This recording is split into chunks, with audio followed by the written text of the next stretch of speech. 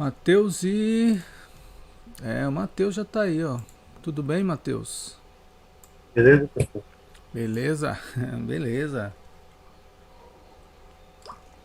Vamos falar sobre a impureza na igreja. Tema bastante interessante para a gente trabalhar hoje. Obviamente, não é um tema tão aceito nos últimos tempos, né? Não é um tema muito aceitado nos últimos tempos, mas é preciso, né? Por que, que não é aceitado, né? E nem, mas é preciso. Primeiro porque as pessoas não gostam muito dessa ideia de disciplina no geral, né? As pessoas têm uma certa dificuldade com essa questão de disciplina. Mas disciplina é extremamente importante para todos nós. Primeiro, acho que é legal a gente discutir, para quem está chegando agora pelo Facebook e a nos acompanhar aqui pelo Facebook, nosso tema hoje é disciplina na igreja de Corinto, né? As impurezas na igreja, da igreja de Corinto, repreensões e exortações. A carta de Paulo aos Coríntios, primeira carta de Paulo aos Coríntios, capítulo 5, e nós vamos ler o versículo 1 ao 13. Na verdade, nós já lemos, né? Então agora a gente vai compartilhar um pouquinho sobre esse assunto que é extremamente importante para nós. Primeiro ponto que eu quero compartilhar com vocês é que a disciplina, tal como apontada aqui pelo apóstolo Paulo, e mesmo hoje ela não tem um caráter destrutivo, né? Disciplina não tem um caráter de destruição. A ideia da disciplina não é destruir a pessoa, não é arrebentar a pessoa como alguns pensam, né? Geralmente alguns pensam. Disciplina é importante para todo ser humano, né? Em todas as áreas da vida. A disciplina tem a sua importância, né? E a gente precisa, como está aqui no corpo, a gente precisa aplicar quando necessário. Então aqui a gente tem no texto da seguinte maneira, ó, lá na síntese, a disciplina no corpo é necessária para restauração. Então é preciso a gente desconstruir essa ideia, esse pensamento de que a disciplina é destruidora, destrutiva, que ela tem um viés de arrebentar com a pessoa, que não é verdade, né? De forma alguma. Então a gente precisa, em primeiro lugar, desconstruir essa ideia que se tem a esse respeito, né? E trazer para nós, para o nosso pensamento aqui, para nossa aula, que a disciplina ela tem um caráter pedagógico, instrutivo para o disciplinado, né? Então chegou aqui a Mariana, paz, Mariana, ela tem um caráter disciplinado. Então os irmãos que também estão pelo Facebook, Deus abençoe, pelo YouTube, Deus abençoe também. Disciplinar, pedagógico.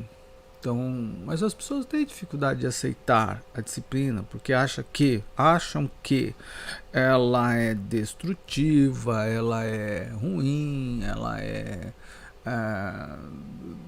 ela faz mal e toda essa concepção, mas na verdade não. É importante a gente pensar. Mas para começar a nossa aula, nós vamos lá para o texto áureo. Vocês estão aí com o texto do dia que vocês têm em mãos. O texto do dia diz assim, né? O texto do dia diz assim: a igreja de Corinto, aliás, alimpai-vos do fermento do fermento velho, alimpai-vos do fermento velho e para que sejais uma nova massa, assim como estáis sem fermento, porque Cristo é a nossa cabeça.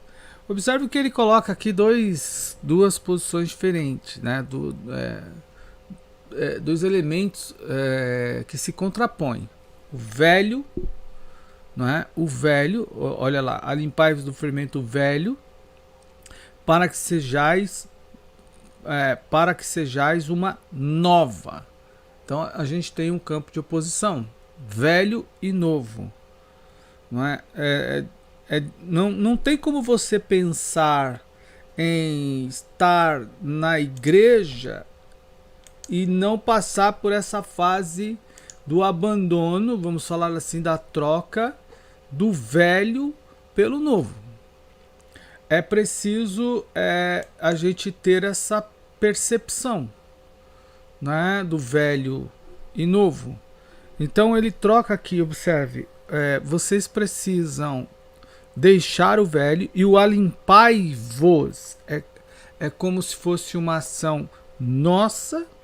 Então, não tem como, não há como, não tem forma de você permanecer na igreja com esse comportamento, se é que a gente pode falar assim, velho. É preciso ter um novo. Então a gente já parte daí. A gente tem esse primeiro pensamento, essa primeira lição, que é preciso isso. A igreja vai proporcionar isso. E essa atitude de transformação, ela precisa ser encarada pela pessoa que está na igreja, né? Que veio para a igreja, que se converteu. Não há como você associar o velho, a velha forma de viver, a velha forma de agir, a velha forma de falar, a velha forma de pensar, estando em Cristo. Então, não há novo. Se você está na igreja, se a pessoa está na igreja e ela permanece no velho fermento, então não há novo. Pode acontecer e deve acontecer o processo de libertação, de transformação. Esse processo de transformação pode durar um pouco, ok? Mas não há como conciliar e permanecer velho novo. Aliás, o velho no novo. Tem que acontecer a desconstrução do velho, da velha vida, da velha forma de falar, da velha forma de viver, né? Do velho comportamento. Então tudo isso é preciso a gente entender. Tá? E quando isso não acontece e a gente quer desenvolver a prática do velho no novo, nesse caso a gente está falando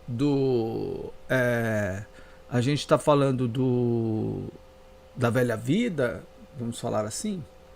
Quando a gente tem esse pensamento de que isso não acontece, então é preciso várias fases da disciplina, da correção, né? Nesse caso, a última delas, se assim podemos dizer, é a que a lição vai tratar.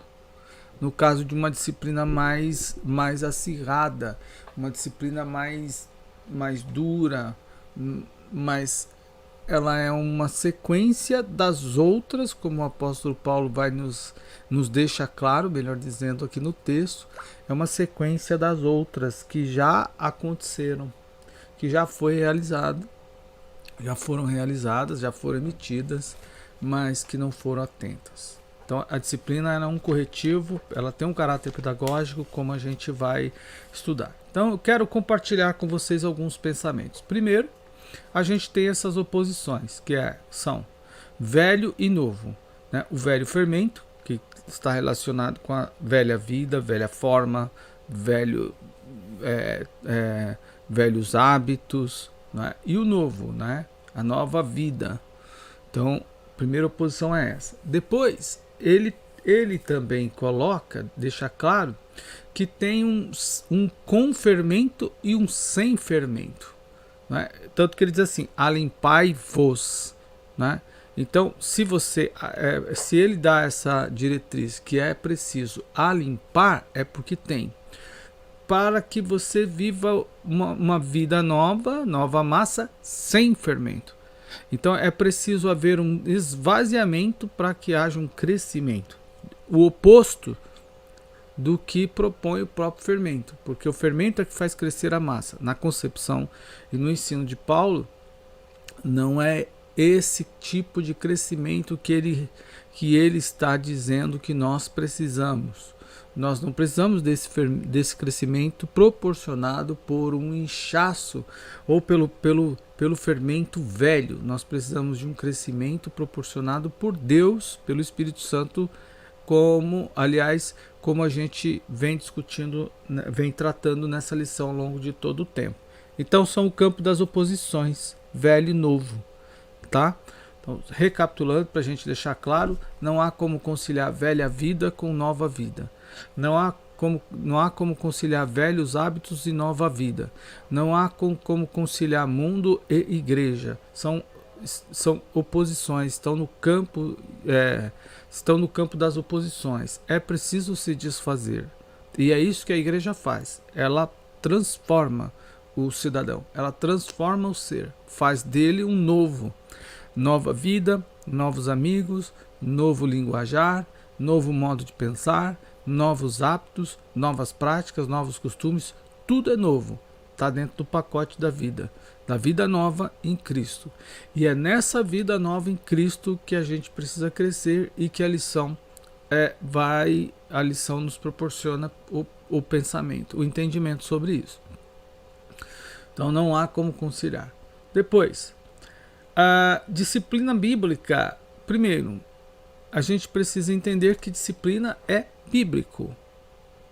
É uma prática bíblica necessária, pedagógica. Não há como você não disciplinar. E há fases da disciplina, né? Ela precisa ser aplicada. No caso dos irmãos de Corinto, esse modelo disciplinar, essa disciplina, melhor dizendo, aplicada pelo apóstolo Paulo, foi mais severa, né?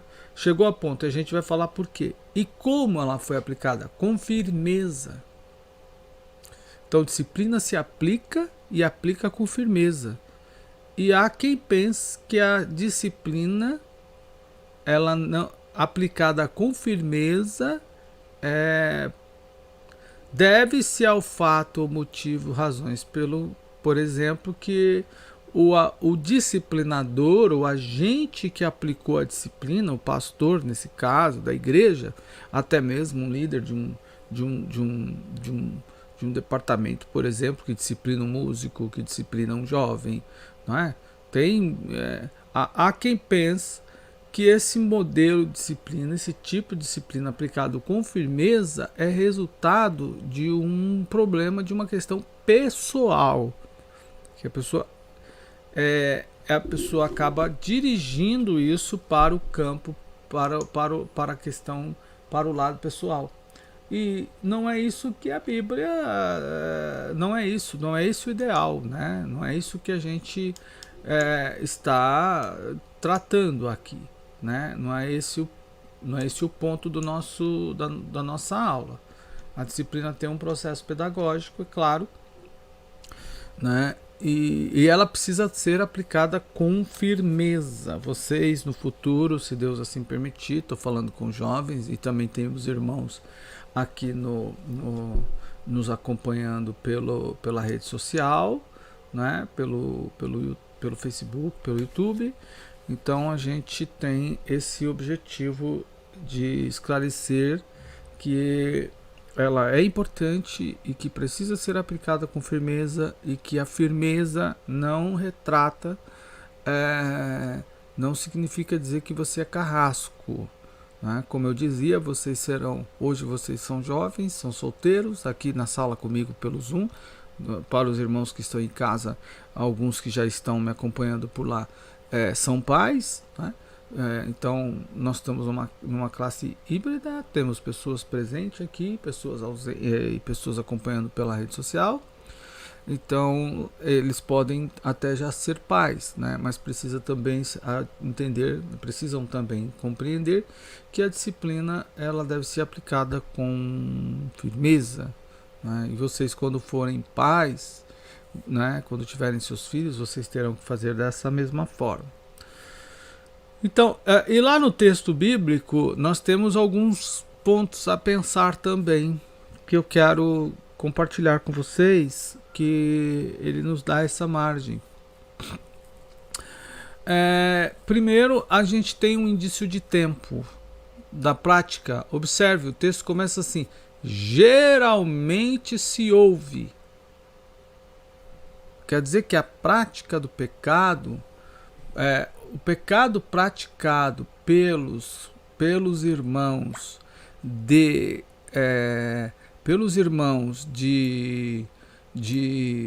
Corinto era algo constante. E se ouvia muitas vezes. E não era algo esporádico, era algo constante. Não é? Veja lá, geralmente se ouve. De vez em quando nós ouvimos ouvi dizer que vocês fizeram isso, mas o texto começa já demarcando, Paulo já começa demarcando que eles tinham essa prática constantemente. Não é? Se ouve, olha lá, geralmente se ouve que há entre vós fornicação. Não é? E aí ele diz o seguinte: segundo, fornicação esta que nem entre os gentios.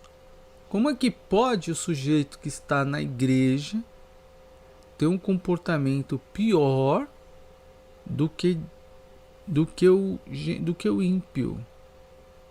Nesse caso, o sujeito que está na igreja tem um comportamento pior, muito pior, do que o sujeito que não está na igreja, do que o ímpio.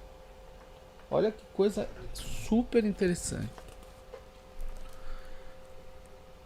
Mas ele não é pior lá fora, ele é pior dentro da igreja.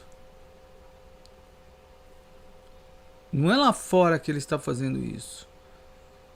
Ele está fazendo isso dentro da igreja. E ele não está fazendo escondido da igreja. Não é escondido da igreja, porque muitas vezes acontece da pessoa fazer algo, né, praticar algo, por exemplo, e esse algo que a pessoa está praticando está escondido da igreja. Mas não é isso que o texto está dizendo. O texto está falando que a igreja tem o conhecimento. Olha lá, veja bem. E ainda ele diz aqui: vocês estão inchados e ao menos não se entristeceste, vós não vos entristeceste, nem ao menos vos entristeceste. Então ele estava praticando algo que era de conhecimento da igreja. Ok? Tudo bem aí? E aí, Mateus? Tudo certo? Eu tenho 2 Mateus aqui agora na sala. Tem 2 Mateus aí agora. Qual que é? Mas, pastor, eu tô na sala errada, eu acho. Ah, tá. Pera aí, Mateus. Você não colocou seu sobrenome, então vamos lá. Não sei qual Mateus que é. Vamos lá então. Mudando. Pronto. Vaza! Então, seguindo, né? Seguindo. Como pode um ato desse, que foi um incesto, um adultério, e o texto não diz que a mulher que o pai do cara estava morto? Observe, o texto não diz que o pai do cara estava morto. Vamos falar assim, que ele casou com a viúva, ou que ele estava saindo com a viúva. O texto não fala isso. Também não fala que ele estava vivo. Só fala que o sujeito pegou a mulher do pai. Olha lá. Pegou na linguagem comum de hoje, né? A linguagem de hoje é essa, né? O fulano tá pegando olha lá. Geralmente se ouve que há entre vós fornicação tal qual, nem entre vós, entre os gentios, como é quem abuse da mulher de seu pai. Essa é a informação que o texto dá. Então ele não diz que a mulher era viúva, não diz que era, nem diz que ela era, por exemplo, que era um adultério, vamos falar assim, que ele estava vivo, mas o sentido é de quem abuse. Se a gente levar o sentido de abusar para o que a gente pensa hoje, se a gente levar, interpretar o verbo abusar para aquilo que a gente interpreta, a gente tem em mente hoje, então esse sujeito era um violentador. O que o texto também não diz, só diz que o texto diz que a mulher, que o cara abuse da mulher de seu pai. E isso de conhecimento, com conhecimento, ou caso conhecido na igreja. E não só na igreja presente local ali, mas também fora da igreja, que é o que o apóstolo diz, ó, se ouve que há. Então não era um caso restrito, um caso que estava acontecendo no intramuros, dentro dos muros da igreja. A notícia disso estava saindo. Tinha saído. E os irmãos não se entristeciam por isso. Os irmãos da igreja de Corinto não se entristeceram por isso, nem ficaram tristes por isso estar acontecendo. Então olha que gravidade. Mas esse modelo de vida, de comportamento, era uma prática, eram coisas antigas, como tal qual a lição vai nos traz, melhor dizendo. Então, aí ele diz assim, cristãos, ela diz, cristãos piores do que ímpios, né? Aquele cristão e aqueles irmãos, apesar de comporem uma igreja que ela é tida como a igreja mais completa em termos de dons espirituais, ela se inchava por isso. Ela não se entristecia por um abuso desse. E aí o apóstolo diz que isto é inchaço. Inchaço não é saúde. Inchaço não é saúde. Então, vejam como essa lição nos ensina. Não é? Inchaço não é saúde. Inchaço é sintoma de algum problema, sinal de uma deficiência. Há algum problema no organismo. Então, a gente quando incha, e aqui todos nós, quando temos qualquer tipo de inchaço, a gente percebe que há alguma anomalia, né? Então, o que nós temos aqui no verso 4? Verso 4 do texto, ele diz assim, ó, em nome do nosso Senhor Jesus Cristo, juntos, vós e meu espírito. Aqui nós temos uma união difícil de entender. Vós presentes, físico, e eu em espírito. Como é possível isso dentro do ambiente cristão? A união entre duas esferas, vamos falar assim, espiritual e material, física. A união entre vós e meu espírito, quer dizer, ele diz aqui, ó, verso 4, ó, pelo poder do nosso Senhor Jesus. É por isso que a gente recupera algumas aulas que nós já tratamos aqui, que as coisas de Deus não se discerne senão pelo Espírito de Deus. O ser humano não é capaz de entender como que isso é possível, né? A mente humana não é capaz de entender, somente pelo Espírito Santo. Quer dizer que Paulo escreveu uma carta, né? Ele já havia dito que isso deveria ser punido, paralisado e punido, mas não houve a punição, não houve a paralisação desse problema, por razões, por N razões, vamos falar assim. E o apóstolo Paulo diz claramente que ele não quer que isso continue. Então é preciso paralisar. Só que ele não está no lugar. E a fala dele precisa ser validada no lugar por meio da carta que ele escreveu.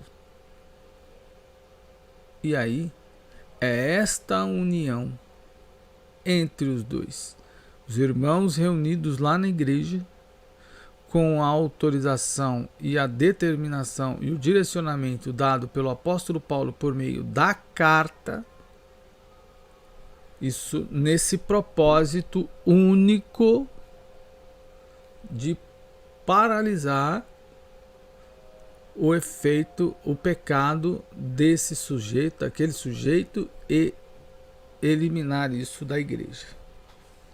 Então era preciso fazer isso. Daí a gente tem essa união, vós presente, juntos, e o meu espírito. Aí ele diz, seja entregue a Satanás. Seja entregue a Satanás para a destruição da carne.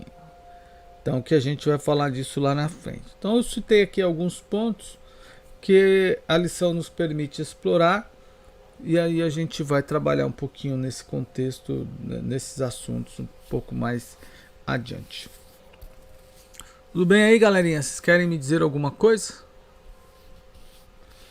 Não, pastor, tudo certo. Me deixaram e foram tomar café, pão na chapa com polenguinho. Eu tô achando que vocês foram fazer isso aí. Podemos continuar então? Podemos. Então vamos lá. Então, aí ele trata lá no verso de número 5. Aliás, verso de número 5, né? Ele trata lá assim, verso 8, perdão. Ele diz assim: pelo que façamos festa, não com o fermento velho, nem com o fermento da maldade, e nem com o fermento da malícia.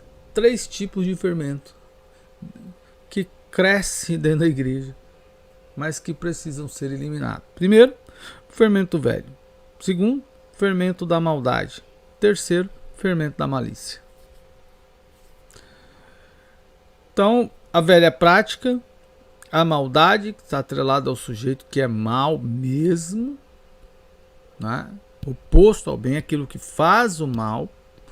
E o terceiro é a malícia, o sujeito que é maligno, tudo para ele é ruim, tudo para ele é mal, ele pensa mal o tempo todo, é mal intencionado, ele tudo para ele está errado, tudo para ele é ruim, ele pensa mal o tempo todo, né? O tempo todo. Nada para ele é bom, tudo para ele é mal, tudo para ele é absolutamente ruim. Então Paulo está dizendo que é preciso eliminar isso, né? Que a gente tem que fazer uma festa, mas não com o fermento velho, não é com a velha vida, não é fazendo mal para as pessoas, nem fazendo mal à igreja, e nem sendo malicioso, interpretando tudo como se fosse algo extremamente ruim, né? Porque a ação do apóstolo Paulo, apesar de ser drástica e pesada, vamos falar assim, firme, né? Ela era benigna, ela tinha um propósito bom. Então, vamos lá para o comentário da lição. Os irmãos que estão aqui me acompanhando pelo Facebook, Deus abençoe vocês, né? Quem chegou aí agora, e também pelo YouTube, Deus abençoe vocês. É sempre uma alegria estarmos juntos aqui nessa escola bíblica, na classe dos jovens. E é bom que somos todos jovens, né? Que bacana. Então, em primeiro lugar, Paulo não diz que não devemos nos relacionar com as pessoas. Não há. Tá? Não há a ideia do texto que a gente não deve se relacionar com as pessoas.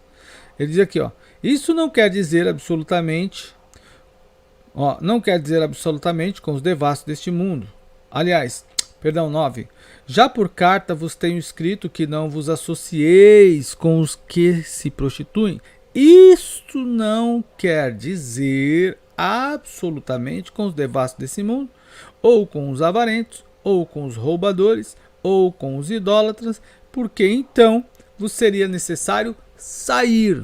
Ele estabelece aqui um parâmetro.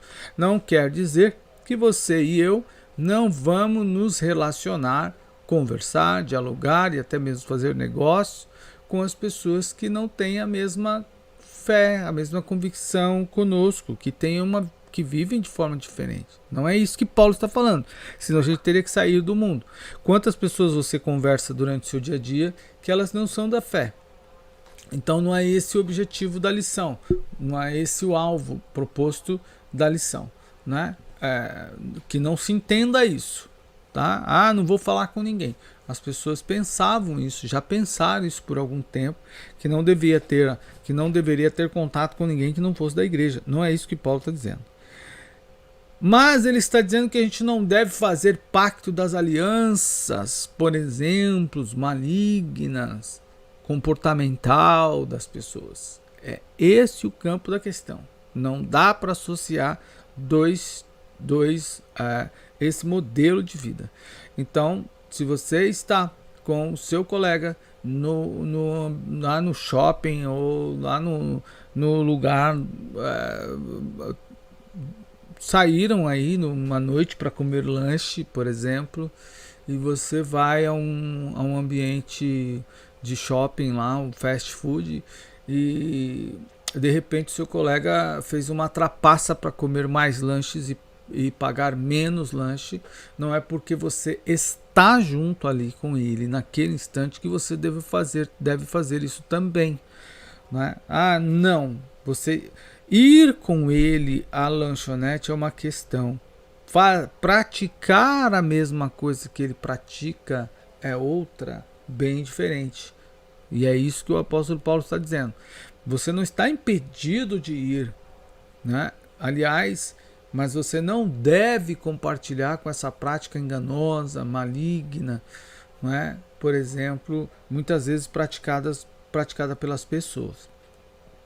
Então, lá no comentário da lição 1, eu trago o primeiro ponto da lição para a gente pensar.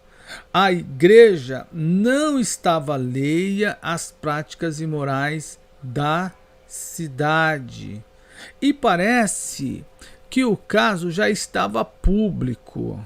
Além disso, Paulo não diz, como eu já falei, que o pai do rapaz estava morto ou mesmo que era uma traição.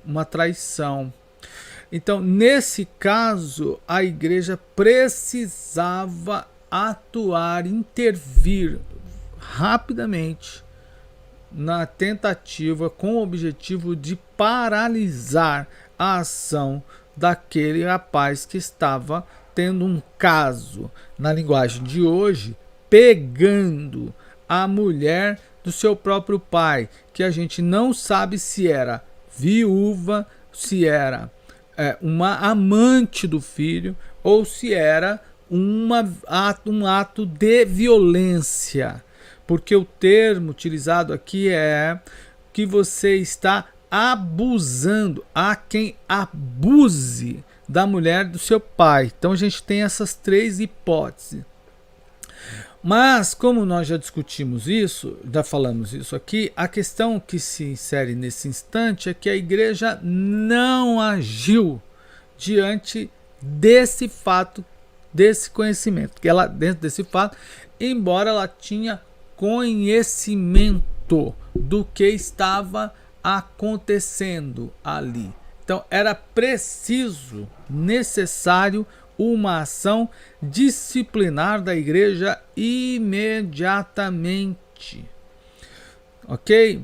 Era preciso. Então a disciplina, ela é terapêutica. Ela tem o objetivo de restaurar.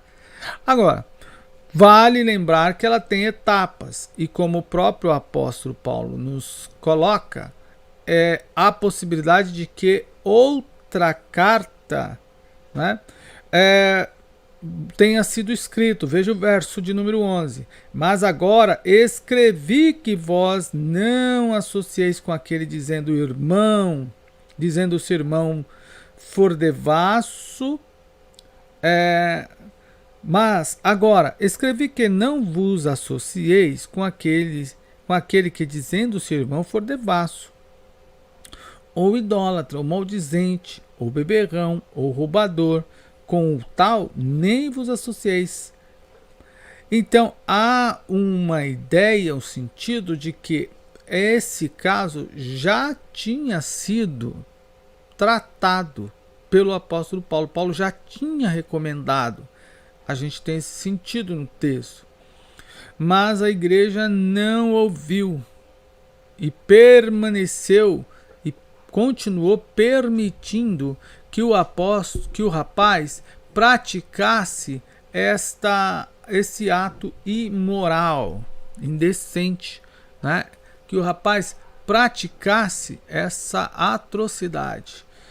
Então o apóstolo Paulo foi obrigado, teve que agir de forma mais incisiva. E o objetivo da lição ou da disciplina não era destruir o rapaz, embora o texto coloque que seja entregue ao diabo, mas era sim curar.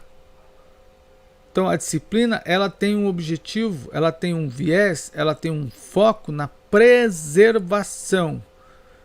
Preservação de quem fica, né, de quem está ao lado, porque a pessoa pode inclusive destruir a imagem daquela pessoa que está ao lado. No caso, a igreja de Corinto podia estar sendo difamada por causa da atitude daquele rapaz. Por essa razão, a disciplina precisava ser aplicada.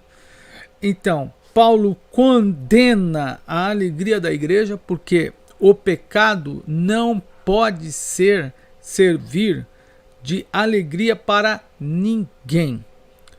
E como estou falando para um público jovem, principalmente que me acompanha aqui pelo Zoom, lá no Facebook, no YouTube, a gente tem outros irmãos, né, com faixas etárias talvez até diferente, menor ou mais do que a de vocês aqui, que não passam de 20, né, talvez 21. Vitor tem quantos anos? 20, né?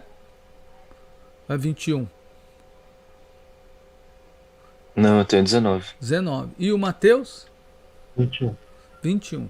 Então a faixa etária de vocês é diferente. Talvez lá no Facebook, lá no YouTube, a gente tem irmãos com mais idade.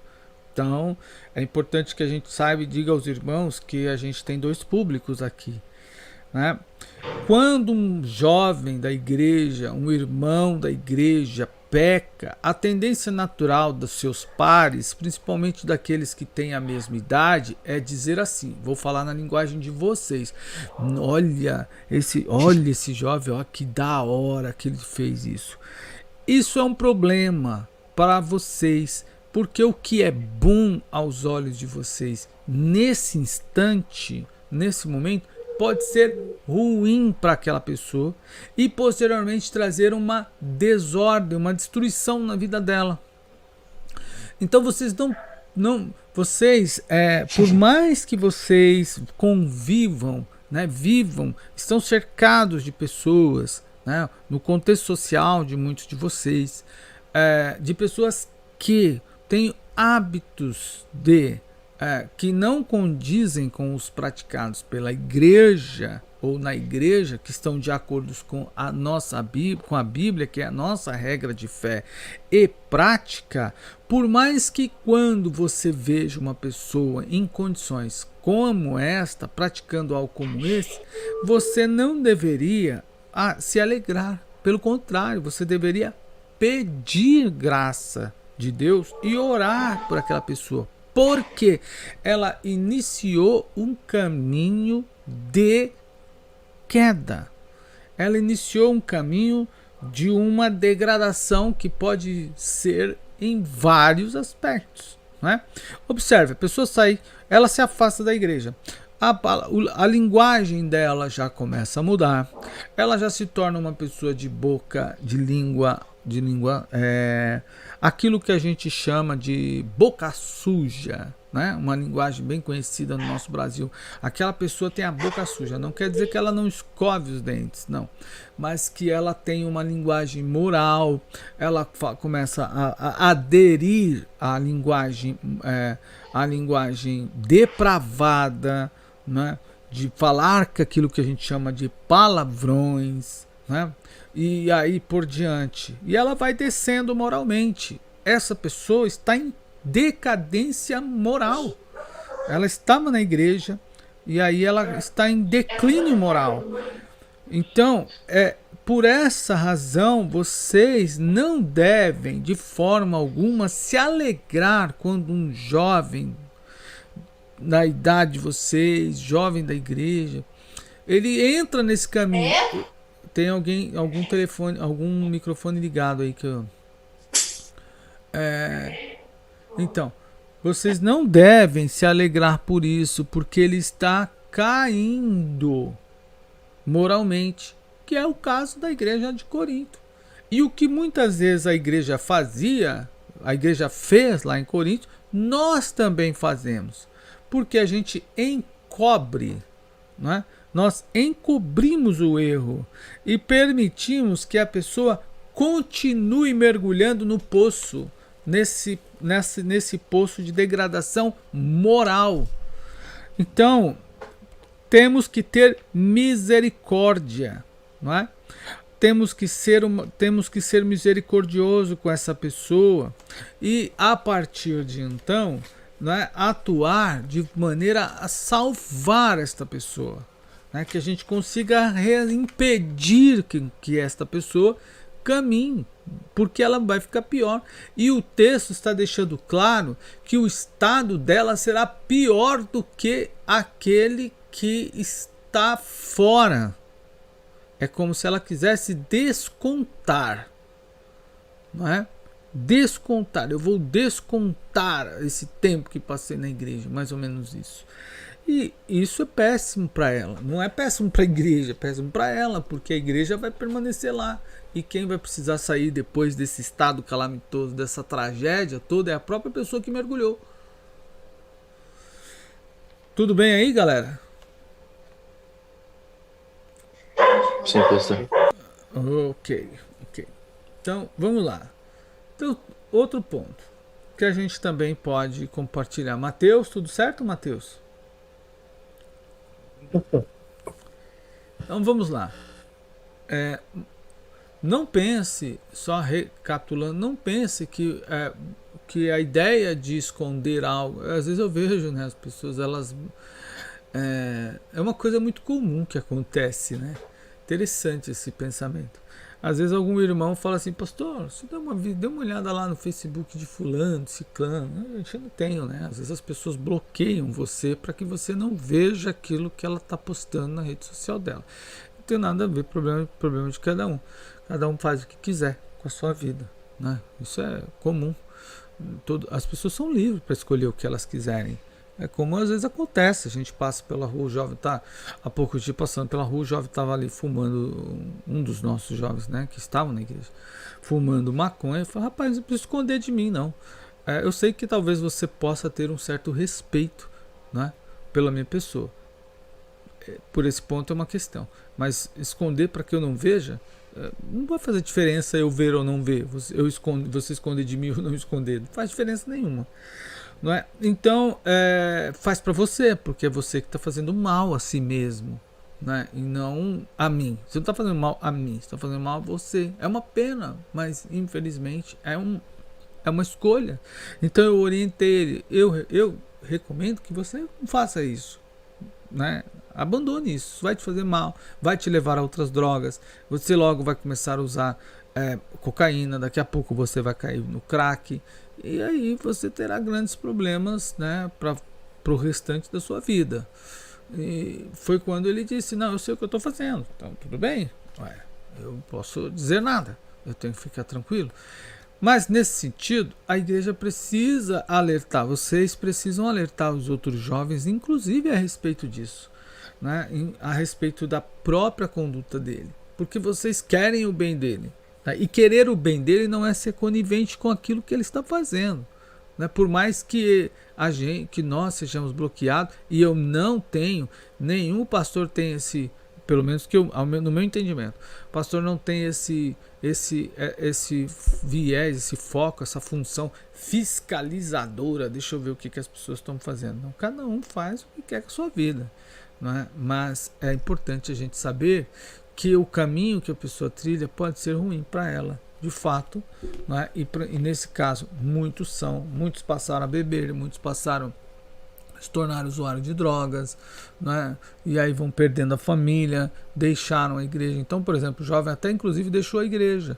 Aí você diz assim, rapaz, está faltando na igreja, quero mais saber de igreja. Orienta essa pessoa, você é amigo dele. Muitas vezes ele não recebe mais a fala do pastor, ou de um amigo, ou de um irmão, ou de um líder de jovem, mas você tem esse acesso.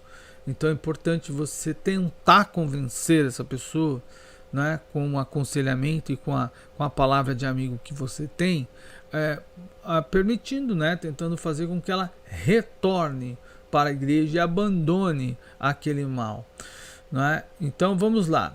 E aí a disciplina, como nós já falamos, foi uma atitude tomada em conjunto e um tratamento de cura espiritual, como nós também abordamos aqui. E eu quero retomar a leitura desse tópico, desse ponto que diz: a disciplina eclesiástica tem o objetivo de curar, ajudar, restaurar um irmão. A orientação é uma disciplina, não é? Olha, não faça isso, já é uma disciplina, é um alerta. Aqui o apóstolo pode parecer muito severo ao ensinar que os crentes não podem se associar com os que se prostituem, mas sua intenção era de preservar a igreja. Gente, a igreja não é o mundo e o mundo não é uma igreja, tá? O mundo nesse sentido não é uma igreja, nem a igreja é o mundo, né? Em questões sistemáticas, igreja é igreja separada por Cristo e para viver em Cristo, e o mundo é mundo. Então igreja e mundo não são a mesma coisa, são ambientes diferentes, são espaços diferentes, com destinos diferentes, com Deus diferente. Nesse caso, o Deus da igreja é um e o Deus do mundo é outro. A Bíblia fala que o Deus desse século, se referindo ao diabo, né, e toda a sua maldade, o Deus da igreja é outro, né? A gente tem amigos que não são da igreja, nós temos conhecidos que não são da igreja, nos relacionamos com pessoas que não são da igreja, mas a igreja não é o mundo. Não adianta a gente tentar, ou eu, ou qualquer que seja a pessoa, tentar trazer o mundo para dentro da igreja, porque a Bíblia diz que tudo que há no mundo é concupiscência da carne, concupiscência dos olhos, soberba da vida, são coisas ruins que não há como associar com a igreja. Por isso que o apóstolo Paulo delimita muito bem os espaços, o campo das oposições. O apóstolo Paulo, ele não deixa margem. O texto dele é muito claro. Ele delimita o tempo todo as oposições. Veja, fermento velho, fermento novo. Não pode, não dá para caminhar junto. Nova vida e velha vida. Não dá para caminhar junto. Carne e espírito também não dá. Deus e o diabo, veja como Paulo ele delimita isso. E novamente aqui ele nos traz esse assunto em relação à disciplina. Não dá para você viver na igreja e igreja e mundo não se associam, tá? Então, a orientação é amar o pecador, né? aqui nesse tópico, a gente tem que amar o pecador. Agora, não confunda amar o pecador com amar o pecado. Pecado e pecador são diferentes. Pecador é a pessoa, pecado é a prática.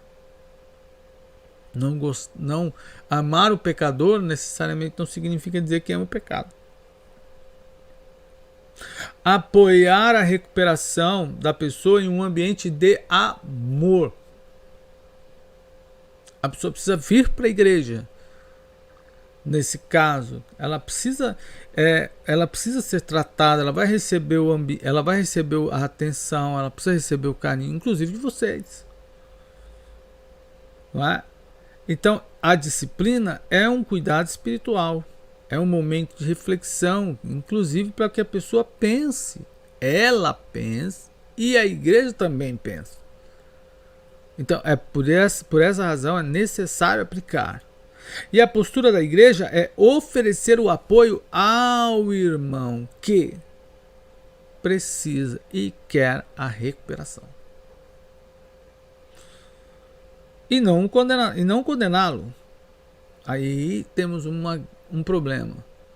Alguém pensa que alguém associa a disciplina a uma condenação. A disciplina não é condenação. Não, de forma nenhuma. Mesmo quando o apóstolo Paulo disse de forma mais drástica que esse rapaz seja entregue ao diabo, ele acrescenta para que seja salvo. A drástica disciplina aplicada pelo apóstolo Paulo tinha como objetivo a salvação do rapaz. Porque o objeto de valor, aquilo que é mais valoroso para a igreja, o que é mais valoroso para a igreja é a salvação. Então, o objetivo da disciplina era resgatar aquela pessoa para a salvação. Por essa razão, ele foi disciplinado desta forma. E aí, gente? Vocês querem fazer algum comentário? O café tá bom aí? Eu não tenho comentário não, Gustavo. Muito bem. E aqui no Facebook, os irmãos quiserem também podem fazer, por gentileza. Participem e no YouTube. Glória a Deus. A gente vai interagir com vocês. Tá bom? Então, o cuidado, tópico 3 da lição. Não é? Aliás, eu retomo aqui no 2 o seguinte. A disciplina tem a preservação da igreja e o apóstolo Paulo diz assim, e o escritor diz assim, Paulo já havia advertido por carta. Paulo cita uma carta que se perdeu. Nela, ele havia advertido sobre os perigos de se associar às pessoas da igreja que se prostituíam, pois tal comportamento não poderia ser incentivado e nem tolerado dentro da igreja do Senhor. A vida pregressa do velho homem deveria ficar no passado. Como membro da Igreja de Cristo, o cristão deve ter uma vida separada, principalmente da prostituição, uma prática comum e tolerada na cidade de Corinto.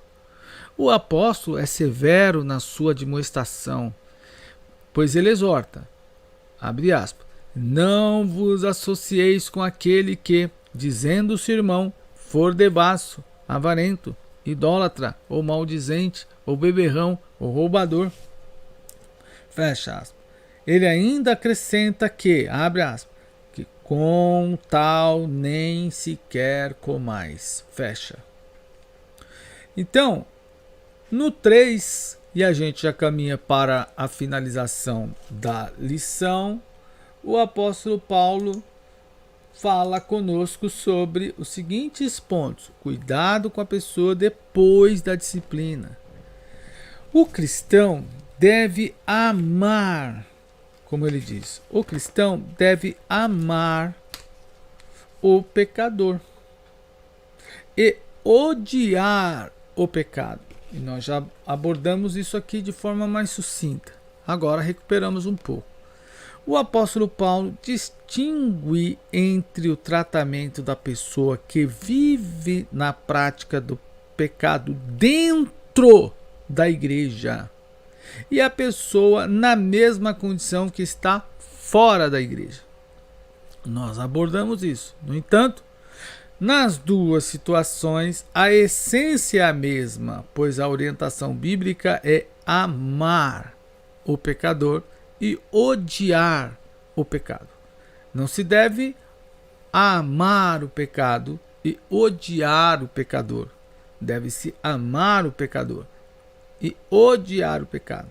Seja o que for que ele cometeu, seja o que for, qualquer que seja o que ele praticar, a pessoa precisa simplesmente amar o pecador, né? Então não pode amar o pecado. Ok? Depois, seguindo. Na carta, o apóstolo Paulo deixa claro a complacência com aquele pecado, que a complacência com aquele pecado funcionava como incentivo à comunidade, à continuidade da prática. Então, eles praticavam ainda mais, por razões óbvias, inclusive pelo incentivo, não é? que era dado aos irmãos, ou seja, pelo fato de viverem, do rapaz viver pecando. Peraí que deixa eu colocar alguém na sala de aula aqui, na classe de homens. Então, seguindo, a conivência com o pecado é um incentivo para que se pratique mais ainda. Mas vocês precisam estar atentos e alertas acerca de que, quanto mais vocês são coniventes com o pecado, por exemplo, de um jovem da igreja, vocês estão contribuindo para a degradação dele. Isso é importante vocês terem em mente. Então, na carta, o apóstolo deixa claro que a complacência com aquele pecado funcionava como incentivo à continuidade da prática pecaminosa e contaminaria o ambiente da igreja de forma geral. Por isso, ele exorta alguns coríntios que eram complacentes com o pecado e ainda se orgulhavam dessa suposta liberdade. Todavia, Paulo recomenda um bom relacionamento interpessoal com as pessoas que são de fora da igreja. E lá, já finalizando, ele diz: a disciplina deve ser aplicada em um ambiente de perdão e graça. A disciplina eclesiástica deve ser um exercício de misericórdia e amor. Disciplina é amor. Não confundam disciplina com ser carrasco. Carrasco é uma coisa, disciplina é outra. Para que isso? Então o sujeito precisa de disciplina de todas as formas. Vocês como estudantes precisam ser disciplinados. Eu como estudante preciso ser disciplinado. Como pastor da igreja eu tenho que ser disciplinado. Se eu não viver, se eu não praticar uma disciplina, eu não terei condição de pastorear. Então a disciplina deve ser um exercício de misericórdia e de amor. Para que isso seja uma realidade na igreja, deve ser cultivada uma cultura de responsabilidade, de crescimento, superação e mudança para melhor. Então, novamente, a gente retoma o ponto inicial da lição. Não devemos pensar que a gente vai conciliar, que a gente vai conseguir conciliar velha vida com nova vida, velho fermento e nova massa, velho homem e novo homem. Não há como conciliar esses dois. Velho precisa ser deixado, novo precisa ter a liberdade. O velho precisa ser abandonado, O novo será adotado. O velho comportamento fica distante, tem que morrer. O novo que vai nascer. O velho tem que decrescer. O novo tem que crescer. O velho são as práticas antigas, pensamentos mundanos, comportamentos maus. O novo são os novos que a gente pratica em Cristo e a cada dia nós crescemos mais. E aí ele diz, e aos Tessalonicenses, aliás, Paulo orientou que eles tratassem o faltoso como um irmão, segundo Tessalonicenses 3,15. Cada membro deve ajudar um ao outro em suas dificuldades, o que nós já falamos aqui. O crente não pode se achar melhor do que o outro por estar em uma situação espiritual melhor. Não é verdade. Não somos melhores do que ninguém. Não sou melhor do que meu irmão. Vivemos um momento de... Às vezes eu olho para alguns dos nossos colegas e irmãos que caíram, que infelizmente não suportaram. E aí a gente pensa assim, há quem pensa, tá vendo? Eu não falei, ele era um sujeito mentiroso. Não é verdade. Coitado daquele irmão, sofreu, caiu, né? E a situação dele vai ficar ruim. A gente precisa ter misericórdia desse irmão e orar por ele, né? Mesmo que ele não queira, ore por ele, né? Ele, às vezes ele não vai querer, porque o sujeito, quando ele se afasta da igreja, ele difama a igreja, difama o pastor, difama o irmão, difama todo mundo. Não todos, mas a maioria, né? Uma boa parte faz isso. Então a gente precisa ter essa responsabilidade. E a igreja tem uma responsabilidade de proteger a reputação dos membros e evitar a exposição desnecessária desses, inclusive com potenciais fofocas. Fofocas precisam ser eliminadas. Ela existe em todos os ambientes. Não é só na igreja que existe. Alguém diz assim, alguém falou assim, lá na igreja, eu não vou mais naquela igreja porque é uma fofocaiada, como se fofoca só existisse na igreja. Não deveria existir, mas tem seres humanos lá. E onde tem ser humano, tem essa vontade de se falar, né? De falar das pessoas, da vida das pessoas em todos os ambientes. Tem isso. Tem no trabalho, tem na escola, tem em tudo quanto é lugar. Né? Trabalho é o lugar que mais tem.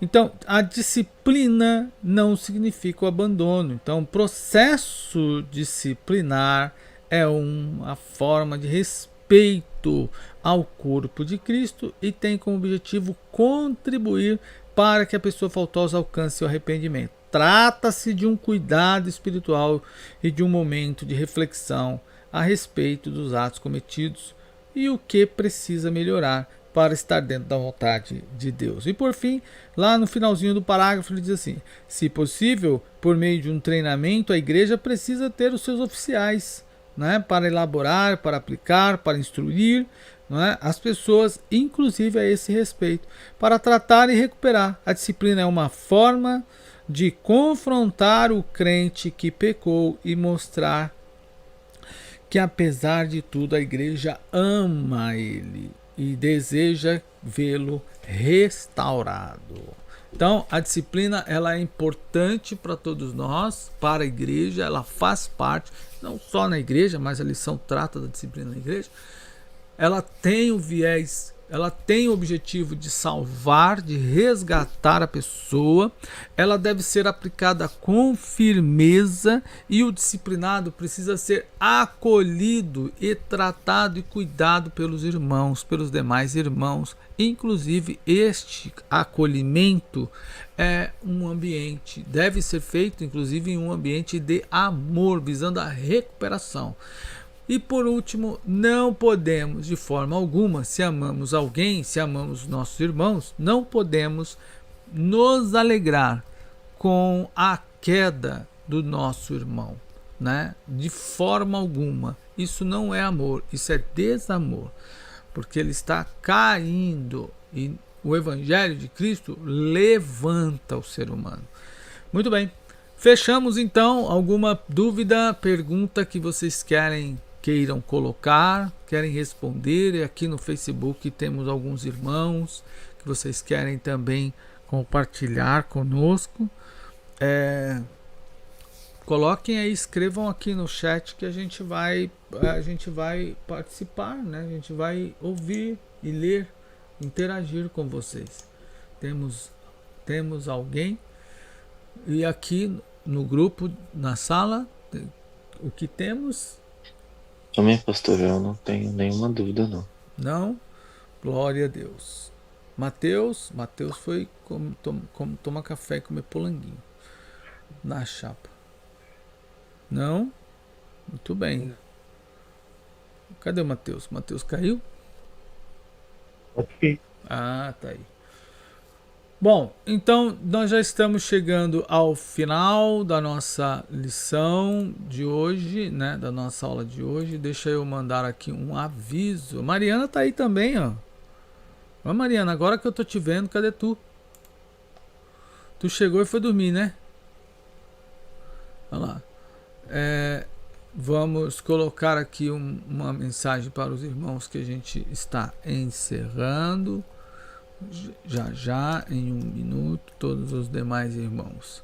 Enquanto eu vou finalizar aqui com os nossos internautas, nossa audiência, né? Que termo estranho, mas faz parte, né? Isso que é assim que se define.